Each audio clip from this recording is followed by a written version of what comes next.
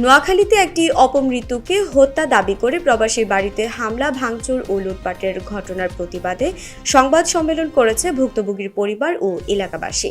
বুধবার 18 ডিসেম্বর দুপুরে বেগমগঞ্জ উপজেলার মীর ওয়ারিশপুর ইউনিয়নের মৃথা বাড়িতে মীর ওয়ারিশপুর এলাকাবাসীর ব্যানারে এই সংবাদ সম্মেলনটি হয়।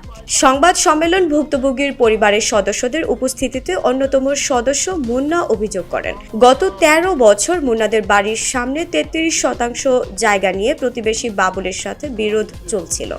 সম্প্রতি সামাজিকভাবে এ বিষয়টি নিয়ে সালিশি বৈঠকে 33% জায়গার মধ্যে বাবুলকে 10% জায়গা দিয়ে বাকি 23% জায়গা মুন্নাদের দেওয়া হয়।